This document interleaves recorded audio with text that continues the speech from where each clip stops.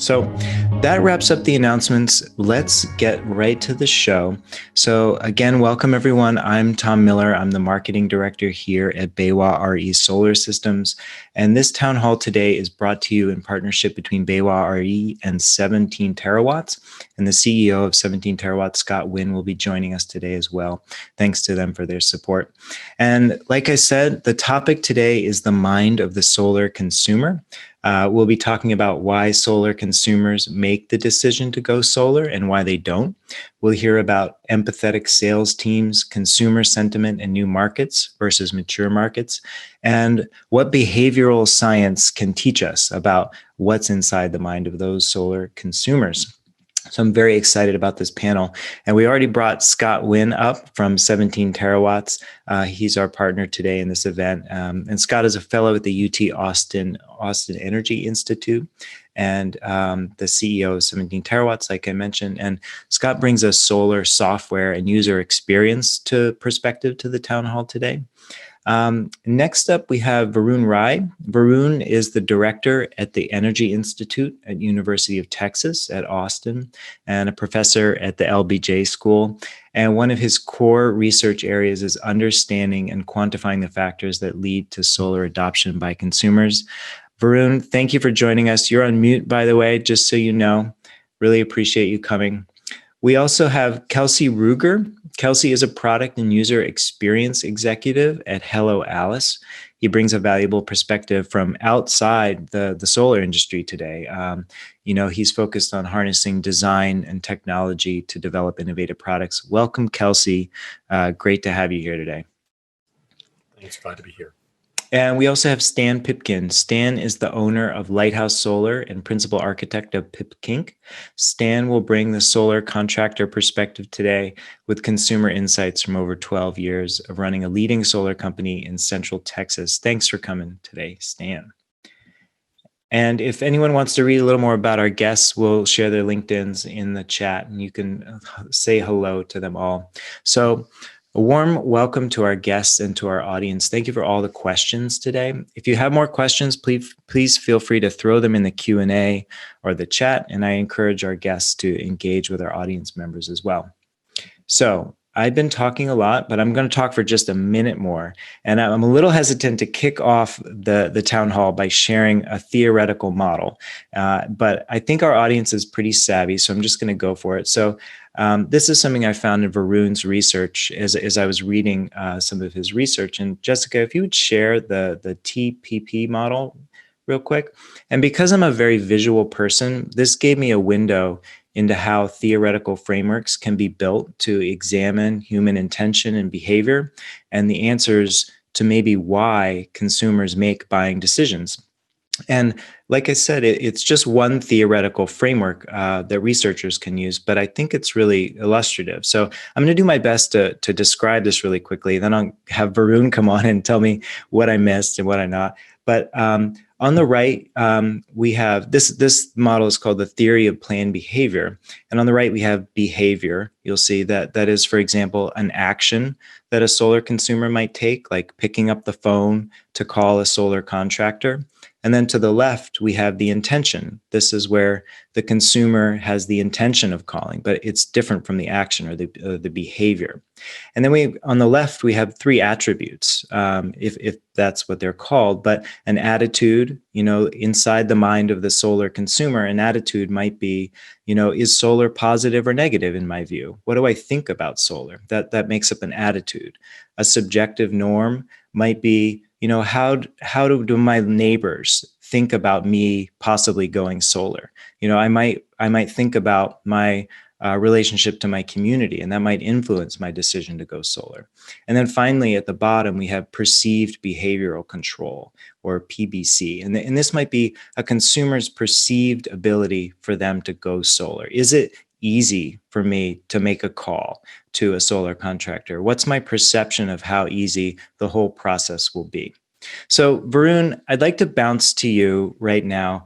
I'd like to ask you to tell us why it's important to study the behavioral and social aspects of going solar. But before you get to that, what did I miss in this model? I mentioned it's just one model that scientists use. Is there anything else you want to talk about here before you comment on the broader behavioral and social aspects?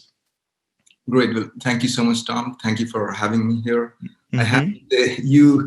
I shared these with you yesterday, and you did an amazing job. It took me, 10 years to really get to grips with this. So congratulations. I think, you got to the core of it pretty quickly. Taking a step back, the reason to study it in a systematic fashion is, going to scale, right? Why are we doing this? Why are we here? Is because we want zero carbon energy to be the standard. And we want the global energy system to be completely changed in the next 3 to 5 decades, right? And so we want, and it will not happen if our solutions and ideas don't have scale. And to get to scale, we have to be very methodical. We have to be very systematic. We have to be very careful. Everything matters, right? Because resources at the disposal of our societies, communities, leaders are very scarce, and challenges, as we all know, and the midst of COVID-19 are very limited. So, making things very systematic, understanding, and placing our bets in a way that make and go the furthest. That's kind of the idea. And we believe that, approaching it from a systematic perspective and using theoretical frameworks helps with that. As you mentioned, Tom, theory of planned behavior, or TPB, is, I'll mention, is just one of the lenses. And, one of the key takeaways is, there are different theories that might impress upon different things, some more than others. But the main purpose here is that there are economic factors, right? There are financial and monetary factors, and there are non-monetary, non-financial, which are more psychological, behavioral, or even social in nature. That's the main pivot, right? It is not a purely financial decision. It turns out that actually is very true in the case of solar, right? For a variety of reasons. I mean, this audience knows it very, very well.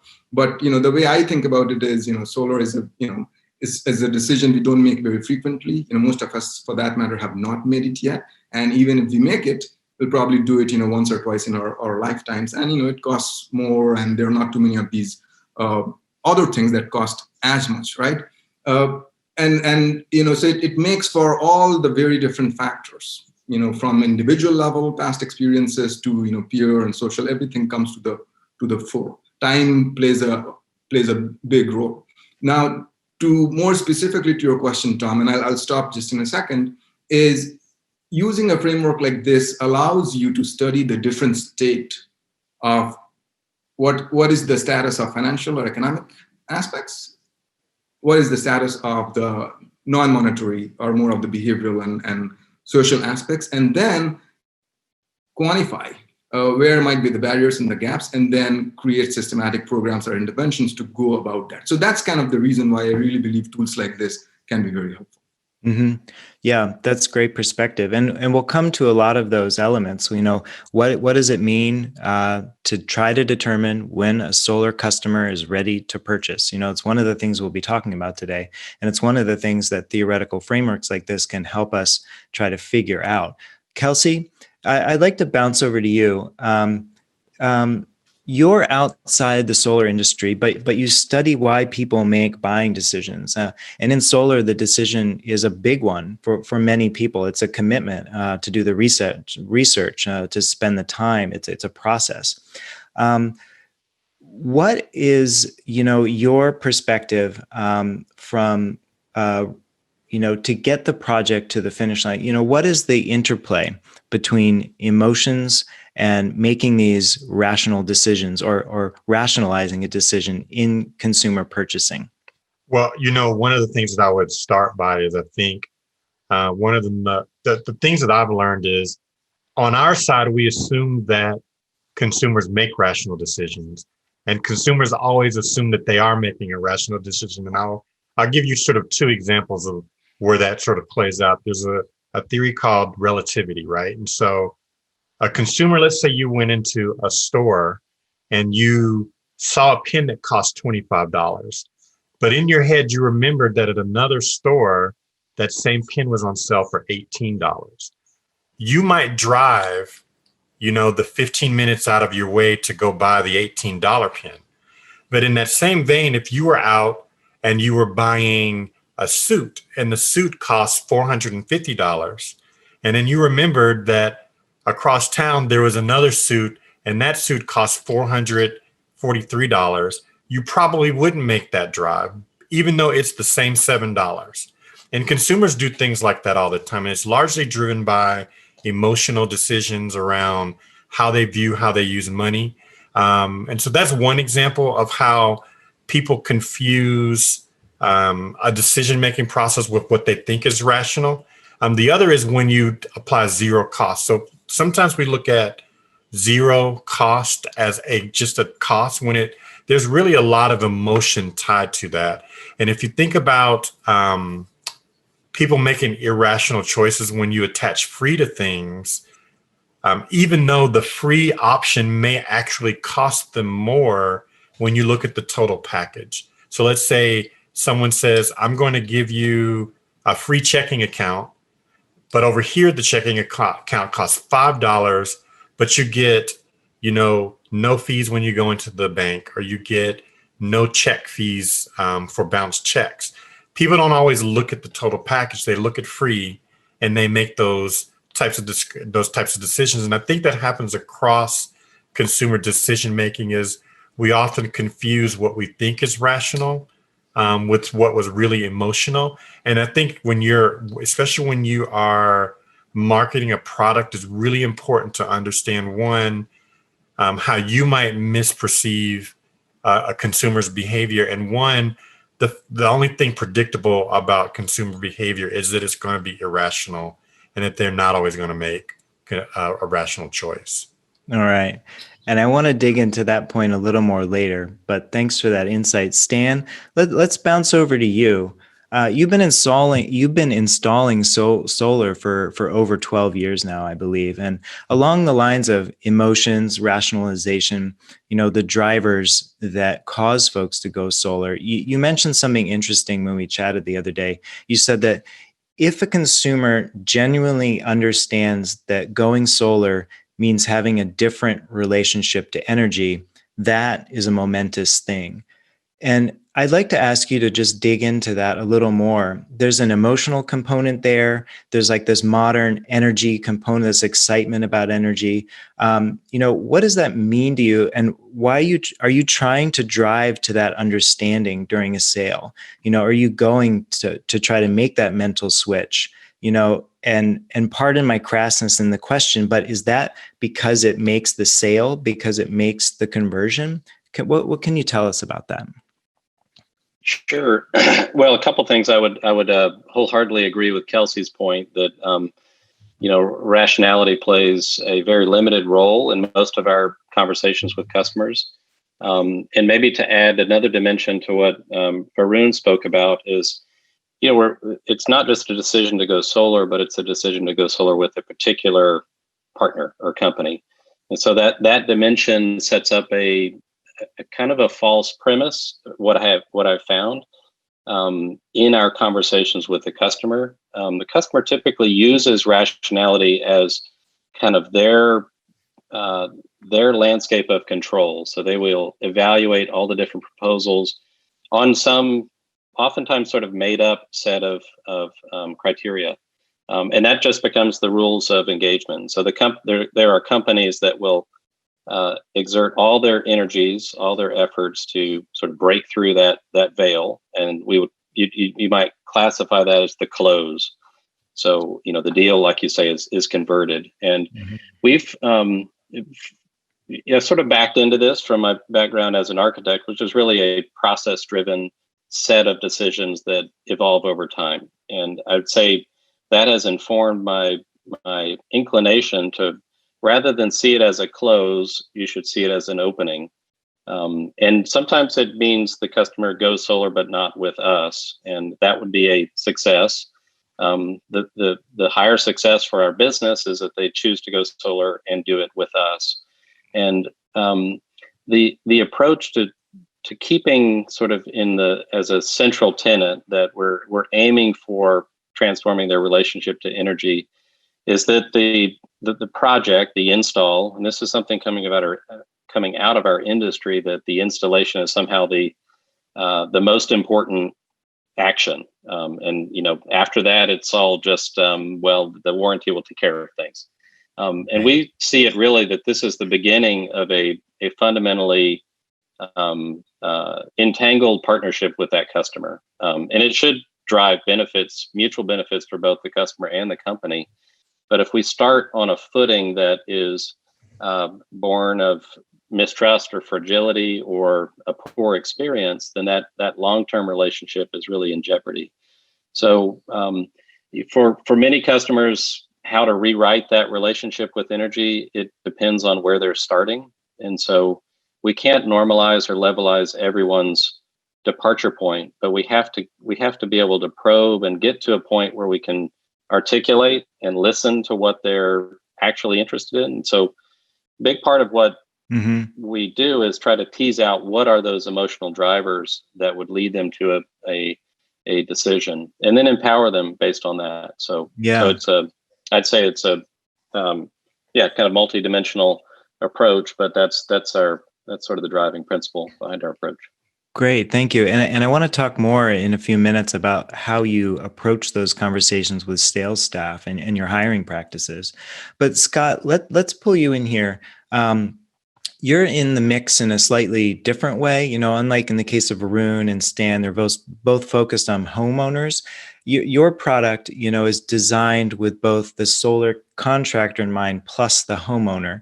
So when you think about designing a product for two different audiences, how are you balancing, the sometimes I imagine competing incentives of those two audiences? Maybe the solar contractor wants to close the sale, but the homeowner isn't ready. So is your software is in the middle. How do you balance, targeting those different groups? Yeah, it can be challenging. This is a very true where that's the case. One of the main value propositions of Bodhi is that we help reduce the number of phone calls that a project manager or a CSR has by providing those customers what we call timely and personalized information. And sometimes that goes hand in hand, but sometimes it doesn't. So for example, customers, when they have a question, what they'll want is an answer right away. But then you've got this project manager, on the other hand, who'd rather be working on executing that project rather than spending, let's say, 15 to 30 minutes on the phone or going down a rabbit hole with back and forth text messages. And so for us, it's a really delicate balance. So when we designed the communication feature within Bodhi, what we wanted was we wanted the customer to feel like there's this open line of communication, but we also didn't want to inundate that project manager with tons of messages. And so that's why we purposely designed a very easy to submit one-way messaging system that's actually very similar to how people write comments in a Facebook post. And so far, that particular type of design, that user interface, that user experience, has actually worked really well to help manage those customer communications. Mm-hmm. Yeah, and we'll talk a little bit more about communications and how customers get information, what kind of education there is wrapped up in that. I'd like to get to an audience question now, and I think this is a great question to Varun, and it gets to the heart of today's theme. What is in the mind of the solar consumer? And Varun, Lou asks us, why do consumers think that the purchase of solar is out of their reach? So there's a lot to unpack there, but how would you approach answering that question?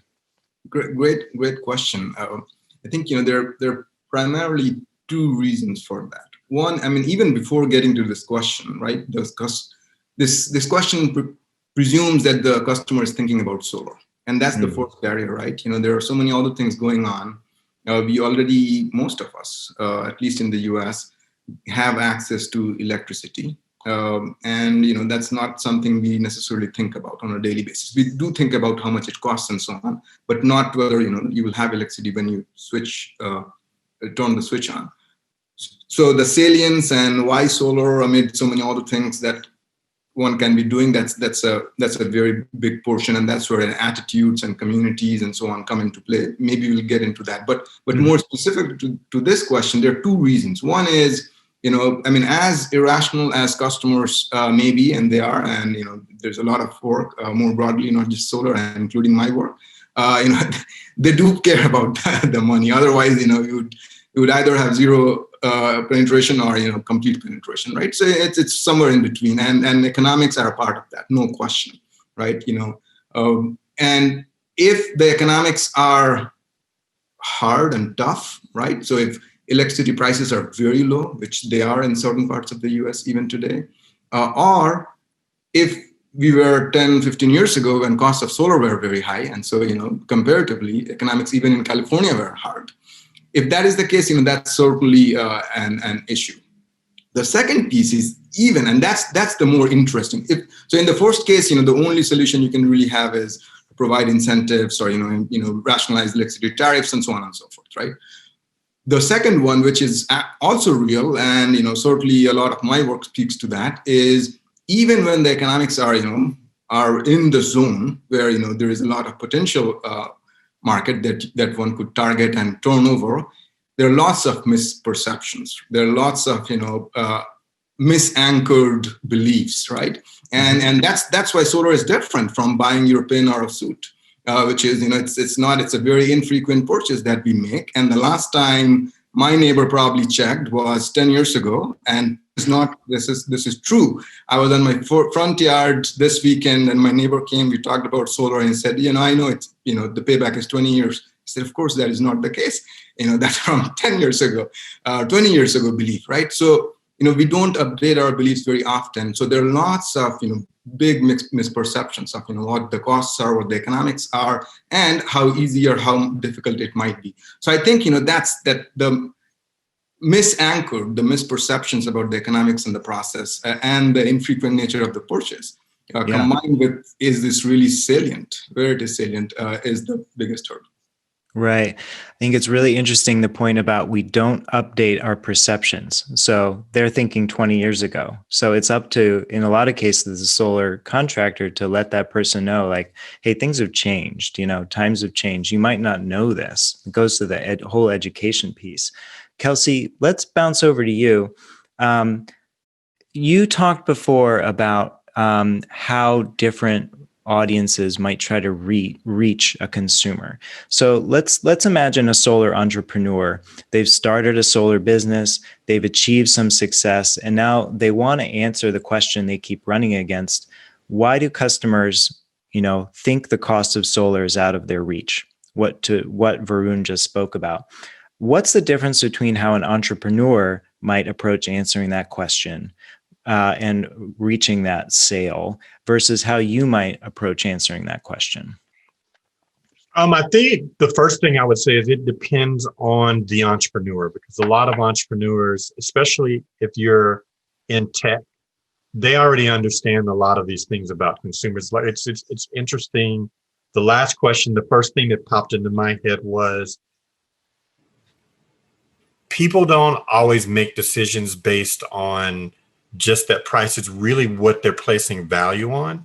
Because if you take, for example, someone that goes out and they buy a car that's $65,000 and they spend $4,000 to upgrade their seats to leather, that value, that's a lot of money, right? But they'll readily do that. And so I always say for entrepreneurs, it's really, really important for you to be able to hone in on the value of what you're offering, because that's really what people are looking at. And they also look at the cost of doing nothing, right? And so you've got to bridge the gap between making sure they understand the value of your thing, and making sure that the value of your thing outweighs the cost of just doing nothing and sticking with the status quo.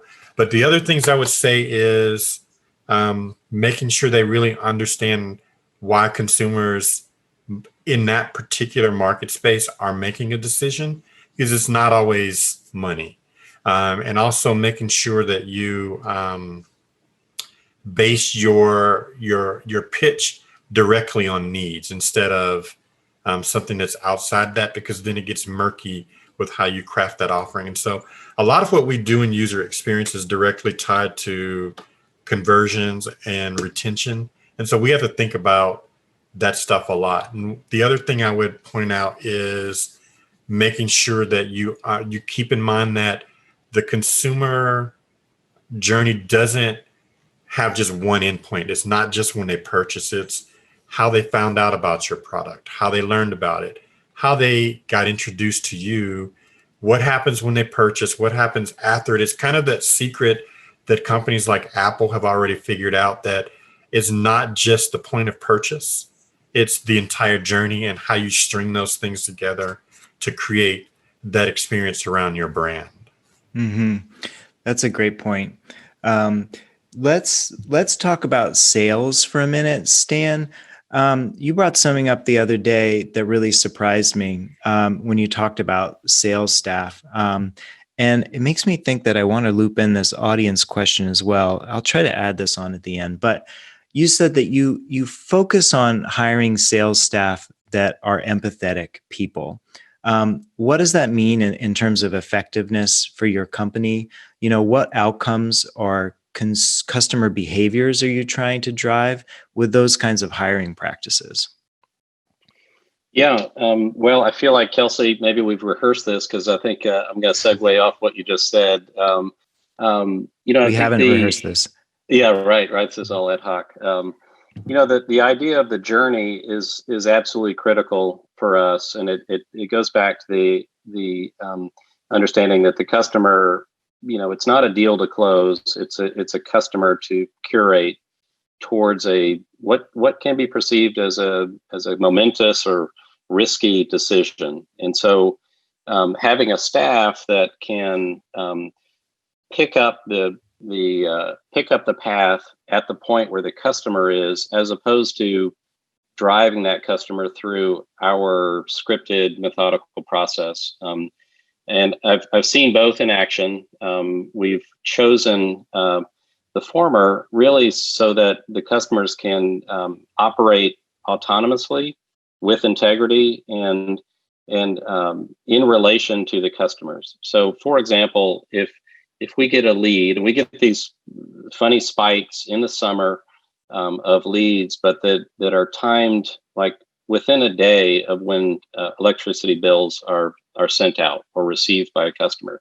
So that would be a signal to our staff that this customer is feeling pain, but in a very temporal sense. So it's the worst case scenario in the summer in Texas, high bills, and they want a solution to it. So an immediate shock elicits, the question of a long-term strategy, and that's a great place to start. But it's also one that we need to unpack a little bit and understand: does that customer know how electricity is sort of metered over the year? Because solar ultimately is, it's not solving the worst case scenario, but it's a different hedge. Like I said, it's a comprehensive approach to a new energy paradigm.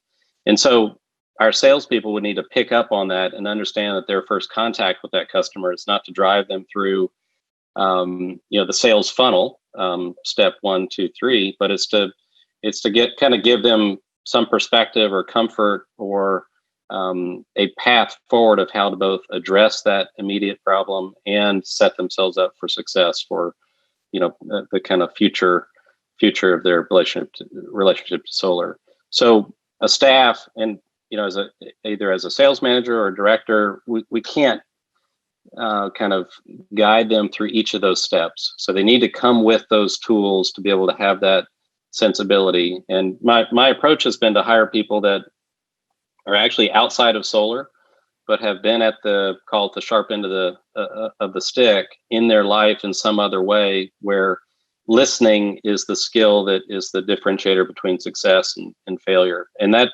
occurs in many different industries. So we look for people with life experiences, and then we add the solar technical background to make sure they keep the solar keep the customer informed in a way that's relevant and up to date. And so far it's proven to be successful. We have a strong retention.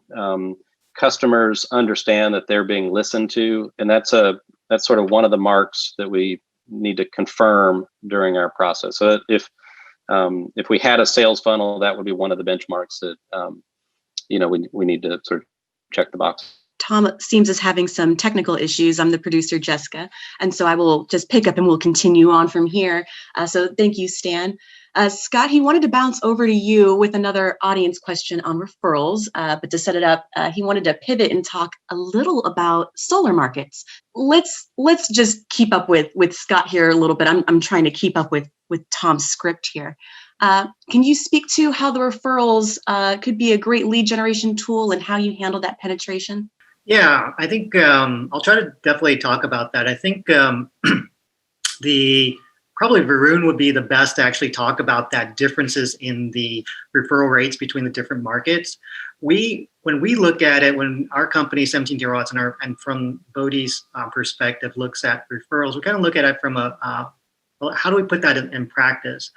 And one of the things that we do when we think about referrals is we use a behavioral framework called the FOG behavior model. And what it is it's a framework which helps us understand how can we start driving particular types of behavior. And so in this case, how do you drive a particular referral? So in this case, Jessica just pulled up a slide. What you have here is we really need the convergence of 3 specific things to really get a behavior to happen. That's under this FOG behavior model. First, you need the person to be properly motivated. Second, the person needs to have the capability or the ability to do that particular action. And then third, you need a trigger. What really prompts them to be able to do that? And what's interesting is that there's this relationship between that motivation and the ability. So if it's really hard to do, then the person needs to be highly, highly motivated to do it. But as it gets easier and easier to do, the level of motivation that's required is a lot less. And so this is really interesting when you start to think about referrals with respect to the FOG behavior model. And so, for example, I was talking to this mid-tier solar installer in North Carolina, and the owner was lamenting that even though he had really high NPS scores, the company just wasn't generating as many referrals as he was expecting. And so if you look at this from the FOG behavior model, his customers had the motivation to provide referrals based on that NPS score. But what about that other axis, which was in the model, which is the ability? So it turns out for this installer, the only way a customer could actually provide a referral was through a website form or by manually passing the salesperson's contact information to the friend or neighbor and assuming that they still had this contact information. So in this case, the ability wasn't sufficiently easy given that level of motivation. But now that you know this and you have the FOG behavior model, it's now easy to really try to come up with a fix. So what you do is just make it really easy for the customer to submit a referral. So for example, have a referral function inside a customer app like Bodhi has. So we can talk about it that way, and then maybe Varun can talk about the kind of the rates between the different markets. Yeah, no, I think your point is right on, Scott, in terms of the trade-offs between motivation and ability to do. I'll start with an anecdotal experience. Several years ago, 3 to 5 years ago, I referred a solar installer to a friend, and that system got installed. And as part of it, they had promised, I never asked for it, but I'm a professor, I don't make money and I'm not motivated by money. But I was offered a certain amount of referral money, if the system was done. And because I never asked for it, I never, got it. And I really didn't care about it to ask enough. But it is a lesson, which is, what is the tracking system? What is the transparency of the system? What, is it just, something that is said at the moment, or what is the process? What is the follow through? And so on. And there are so many other dimensions of making it easy both to provide the referral, but then for example, is it tied to if money is not the motivator, can it be tied to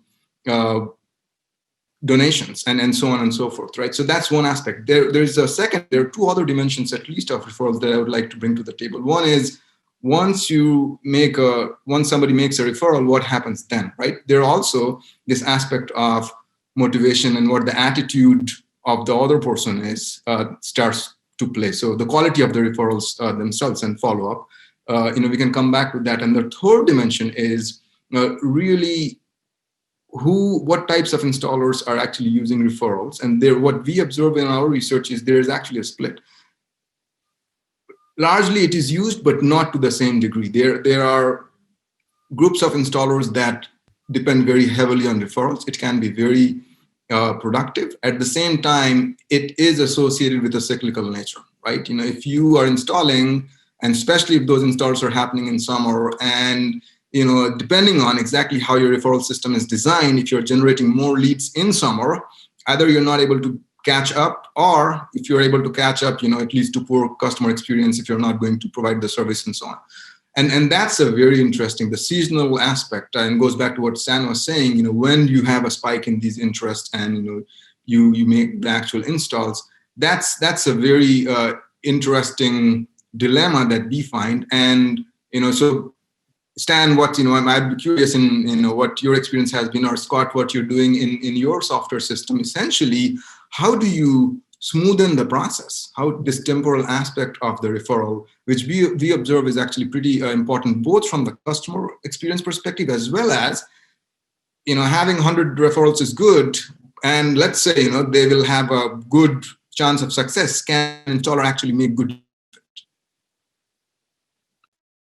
Stan, do you want to jump in there? And I'll just say that I dropped off for a minute there. Last month we had a town hall and I lost power. And then exactly just now, I also lost power. So I don't know. I'm cursed a little bit, and I'm sorry I missed the fog model discussion. What's that, Varun? We're just trying to show how solar plus storage can take care of these types of things. Lovely. Well, I hope we got it all figured out. Tom, you should join your webinar on Friday with the Generac. They may have something to talk to you about. Right. That's a good point. Well, Stan, do you want to lead off there? Well, sure. Just to pick up, I think, Varun, you bring up a really rich topic. One which we've recognized some of the challenges of transparency, and I would say our focus has been on not so much how do you make sure the process. This would be a sort of something we need to focus on more so, rather than trying to streamline the process of executing, providing referrals, but how do we create the conditions where referrals are a powerful tool of validating, the customer's experience?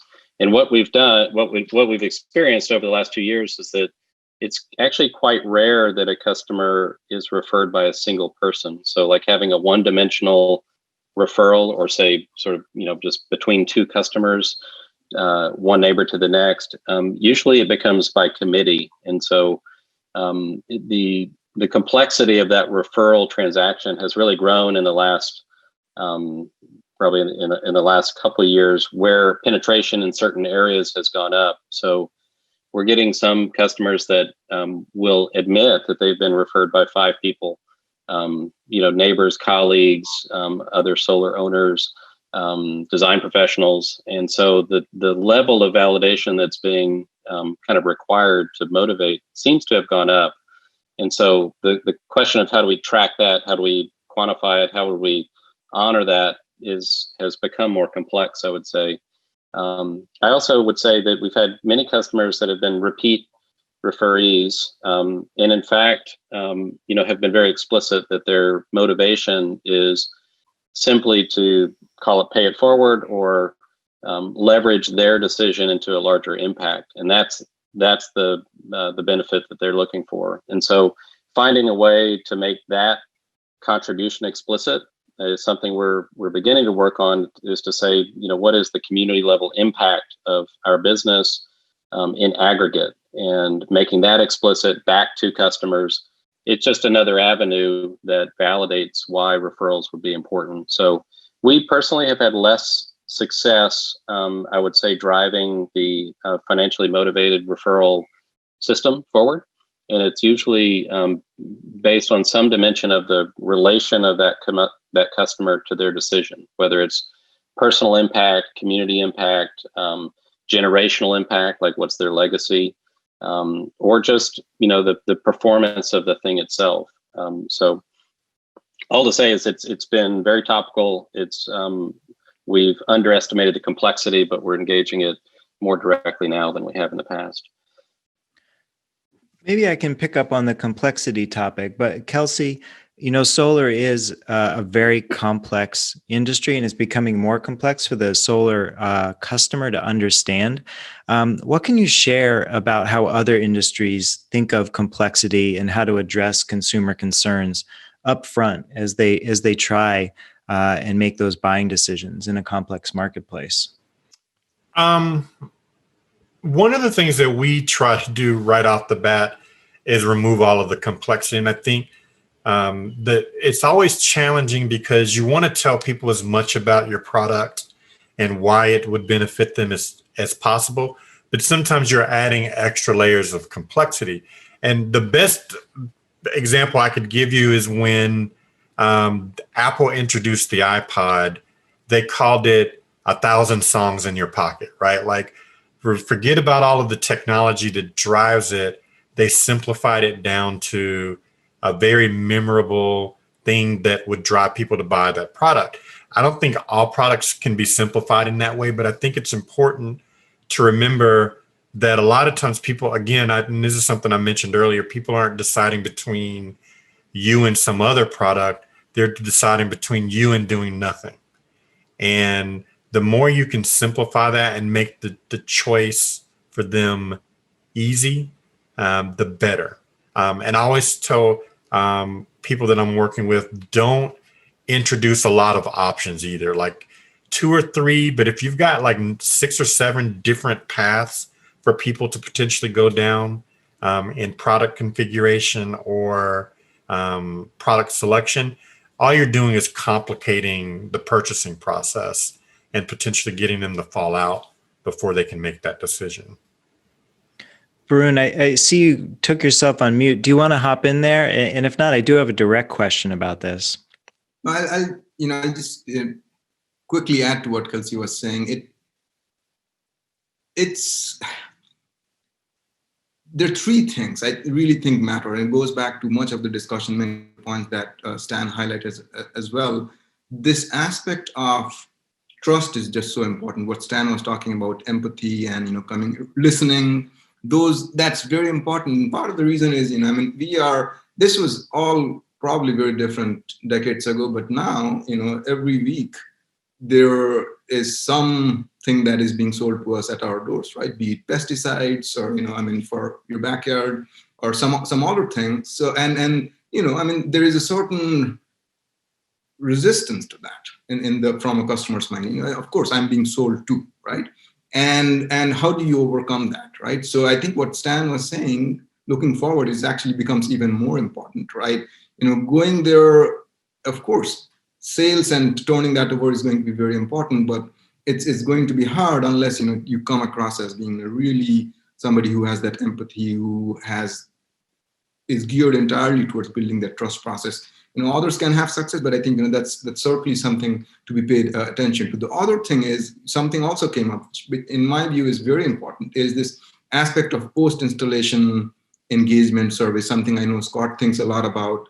That's very important. There is, and this goes back to the question of early, young versus more mature markets, as we go deeper, customers will ask more questions. They're more risk averse. This is known, not just for in this case, but more generally. And what it means is you have to be able to show them that, once the system is installed, you will be there. And if there is some issue with the roof or with the system or something else, there is a process. There is a mechanism to take care of that. So that's very important. And the third piece is showing that experience. Can you do the job, right?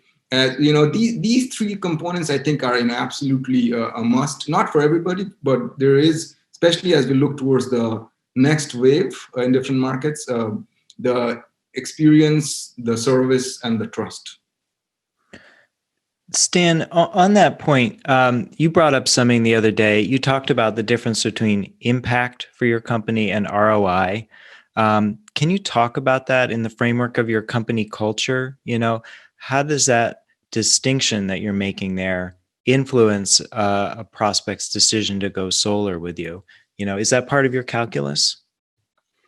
Yeah, I think it's back to some of the things that Kelsey was talking about initially. ROI has become kind of the lingua franca of our industry to say, costs are declining, the ROI is getting better. It's a relationship between incentives, regulations, all that to try to get to what makes sense. And, if that's an 8-year payback, simple payback, financing is made that, there are other paths to get there. So that's kind of the landscape of rationality that we've all trafficked in. What we've seen is once that is, let's say, understood or at least unpacked a little bit for a customer, what comes up more strongly, and it sort of draws on deeper emotional reserves that customer has not been able to articulate. This is sort of customarily, is the impact that they hope to make. And it's the impact that our company sort of sees from the future to today. So we imagine an end state where this transition is mature, and we see that all the individual actors are having an impact in kind of emergent ways, like retiring fossil fuel, generating a distributed energy network. All these things, we don't know exactly how they will form, but we have to get there with this adoption. So we take the stance that the impact is accessible. How that occurs for an individual customer, it bubbles up, like I said, after the rational decision has been sort of bandied about, and then we have to support that and empower that. So don't diminish it, put it in perspective. So make sure it's correct. It's levelized against what the actual expected performance and what they can really expect from this. So it's putting their impact in a proper context, but not diminishing it. And that's a collaborative effort between the salesperson and the customer, and/or if the customer calls in with a question after the system is up, anybody in our company needs to have that top of mind, that what they're really concerned about is, the decision they made, is it making an impact that they thought it would be? I think that, to try to get to what that impact is, it's a little bit of the Columbo approach, on the front end, like what is it that really interests the individual about talking with us? Sometimes it's a childhood fantasy, and so you have to tease that out to put some flesh to that conversation of what the impact is. It's not, for us, it's not one dimensional. It actually is nuanced to the individual, and we need to be sensitive to that. Yeah. I want to start to wrap up here, but I'd like to talk a little bit about that kitchen table. Did you want to jump in, Scott? Yeah, real quick, is just following up on what Stan said. I think one of the thing that might be actually interesting for the industry to start to do, or at least look into, is try to see if they can categorize customers into different borrow player types. And so this is a concept that's actually taken from game design theory that suggests that these players of the game can be grouped by really what motivates them. So during that initial sale, what are those folks really, what's the emotional drivers for them? So there are these 4 different player types. So there are achievers who are motivated by like being the first. And maybe this is the first person on his or her block to have solar, or the first person who install storage. There are also socializers who are motivated by interacting with others. So maybe these are the ones who see others in the neighborhood going solar, and they don't want to be left out of that conversation. Then you've got the third, which are explorers who are more motivated by learning or exploring the game. And maybe this is about learning all the details or all the different options that they have for the system that's being sold. And then finally, in the borrow player type, you have these killers who actually are motivated by causing harm to others. Not exactly where this fits into solar, but you can imagine like maybe they're motivated by seeing the demise of fossil fuels. So I think this might be able to provide some sort of more systematic way to think about that driver that Stan was talking about. If you're able to capture that initially during that sale, then that driver is that impact for that specific customer can always be addressed throughout that entire customer journey. That's great. I'm so glad you chimed in because I was going to ask Varun to comment on this, but from the behavioral science side. But you tackled a lot of that. But how can companies get a better understanding of what to expect, what the objections might be beforehand I think in about a minute or so? Yeah. Many of these things already came up, but certainly paying attention to what were the spark events, right? Was it the electricity bill? Many people who are retiring are at the cusp of, that's a important one. Door-to-door marketing still appears to be working, right? And exactly what sparks that interest then, that's, teasing that out is going to be very important. To Stan's point, in terms of, impact, paying attention to that, what are those dimensions, and making sure that becomes part of the narrative. And then, I'm just reinforcing, but these are, really important points. And to Scott's aspect of, what's the social arena in which, and the way in which, this person or this household plays into, these are all very important to tease out as much early on as possible. Now, the actual point I'll make is, as helpful it is to tease this out, and going to Kelsey's point, not making your product very complex and, trying to manage it, how do you really have the processes and the service to speak to that, to all the different customer segments? Do you have products, and do you have then support and services to really be truthful and honest and be support them to the journey? I see that is a challenge. And this goes back to that we don't install solar very frequently, right? And so that means that any one installer is doing a limited number of these installs. And how many variations and how many different types of solutions can they have? And that's where, actors like Scott become very important, where, they come up and they try to provide a platform. And I think, that's going to become even more important moving forward. How do you not only tease it out, but, in a truthful, honest, trusted manner, be able to genuinely support that and move that forward? Right. How is your business going to execute on the promises you're making? And help support a healthy solar industry. It's a great point. I wish we weren't out of time, but we are. So I was going to ask everyone for their final suggestions, but we only have about a minute or so left. So I'd like to just thank our guests for coming today. Varun Rai. Varun is the director of the Energy Institute and University of Texas, Austin. We appreciate your time today, Varun. Kelsey Ruger is a product and user experience executive at Hello Alice. Thank you for joining us today. Stan Pipkin is the owner of Lighthouse Solar. Really appreciate you coming today. And of course, Scott Wynn, thanks for helping co-produce this event.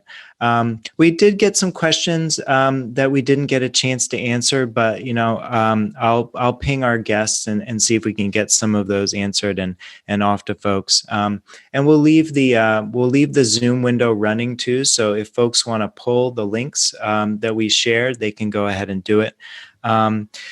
So thank you all for coming today. We really appreciate you playing a part in our solar community, and we'll see you next time.